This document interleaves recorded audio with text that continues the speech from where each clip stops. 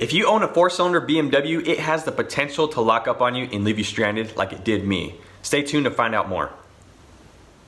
Hello and thanks for joining me today. My name is Mike MD. I own 2 auto repair shops where we specialize in BMW and Mini Cooper brand only.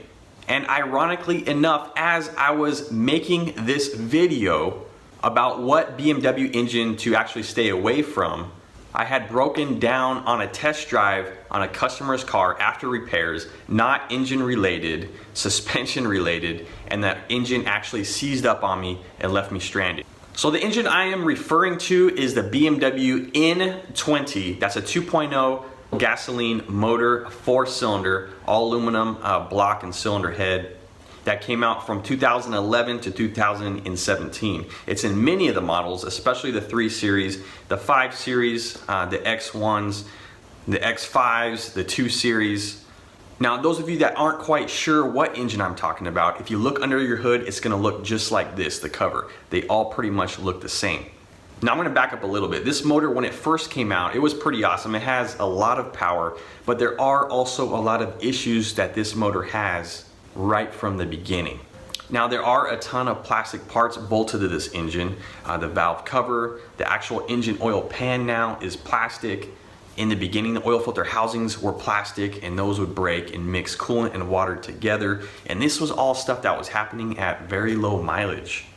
Now fast forward a little bit, around the 50,000 mile mark, the turbocharger started going out. Right when you turn the car on, you would get a big puff of black smoke. Now that was a couple things. One, the turbocharger was starting to wear out, and also there was a oil feed line going to the turbocharger that would saturate the turbocharger as it sat there overnight. A later fix was replace the turbocharger and also replace the oil feed line where they put actually a little check valve in it. Now if you're an owner of this vehicle, especially from the beginning up until now, you may have noticed there is little more engine vibration and noise than there used to be. That's because the motor mounts actually start wearing out pretty rapidly. Now the engine noise actually is pretty normal. It's the fuel injectors, because they're direct injected. They just happen to be very loud on this car, and jokingly people say, I think I have a diesel motor under the hood of this thing. Now this brings me to my main concern, which is the oil pump chain module. Now some of you might have noticed that when you rev your engine up, you hear this loud whining noise. It kind of sounds like a hairdryer when you rev it up. Now what was happening was the sprocket for the oil pump gear, the teeth would start wearing out, and the tensioner for the guides would start wearing out, and then you would get that whining noise. In addition, the main timing chain for the engine and the guides would start wearing out as well. Now the timing chain would break, or the oil pump chain would break, and then the engine is not able to start or run anymore. Now when this happens, usually the engine is savable, nothing hits inside. We can replace both the timing chain module or the timing chain kit along with the oil pump. Now BMW has actually extended the warranty for this issue up to 70,000 miles. Now the problem is, for many of the cars after that, if the problem happens, it's not going to be covered. And sometimes when the timing chain does break, some of the internal parts of the engine actually clash with each other and the engine has to be replaced. It's not repairable. Now you're talking about a $12,000 job if you're gonna replace it with a new motor. Now you may think, hey, I can get a used motor, but guess what? That used motor is probably gonna have the same issue or develop the same issue if it doesn't have it already. Many people have experienced these issues and are very upset about it. BMW supposedly is right in the middle of a possible class action lawsuit to either extend the warranty or give additional coverage or reimbursement if you've had repairs done in the past. Guys, check out this video of me being stranded in a customer's car during a test drive, having to have it towed back to the shop. Okay everybody, as I'm actually planning this video, I'm on a test drive and this car broke down. The engine is done, it blew. Let me try to start it, I'll show you what happened. So, you try to start it and nothing, it just clicks. So what happened was I was coming to a stop at a stoplight and I went to accelerate and boom, the engine stopped, and then the car automatically goes into neutral. That way you can at least coast somewhere. I was able to coast in this parking lot. This is the second one this month with the same motor. It's got this 4-cylinder in here. I'll take a look. Waiting for the tow truck to come.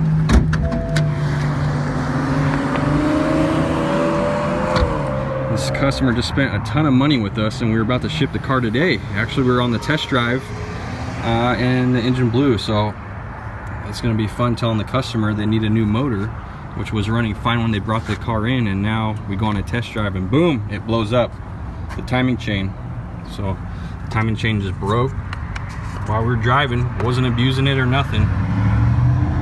So fun times over here. Yep. Now, okay, so don't freak out if this stuff has not happened to you. There are some measures you can take to help prevent that. One being, have your oil services done in half intervals. That means if your instrument cluster says your oil change is due in 12,000 miles once it's already reset, then you're gonna cut that in half at 6,000 miles. Now, if you have higher mileage, like around 80 to 90,000 miles, you can use a little thicker oil in your motor. It normally takes a 5W30, you can bump it up to a 5W40. Also, you're gonna wanna use a high quality full synthetic oil and a factory oil filter. Don't use any aftermarket oil filters, they are not the same. I have other video where they come apart, I've taken pictures where I'm picking pieces of those filters out of the motor. It's gonna cost you more money in the end. Just pay the little bit extra and get the factory oil filter.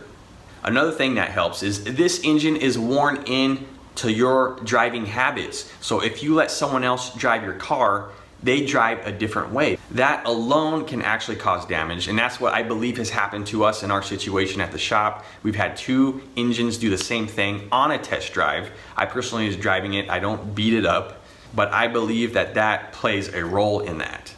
Also, this is a small motor producing a lot of power and pushing some bigger vehicles. That being said, it's already being pushed to the limits, so just take it easy on this thing. I do have some customers that have over 200,000 miles on this original motor. Whether that be luck or they've taken care of it, who knows? Would I buy a vehicle with this motor in it? I would not. I would buy anything with an inline 6-cylinder from 2012 and newer. That's what I would get. Guys, I want to thank you very much for joining me today. I hope this video has helped you out in some kind of way. I would love if you could please like, subscribe, and share this. Don't forget to hit the bell for notifications. And guys, I will see you on the next video. Happy motoring to you.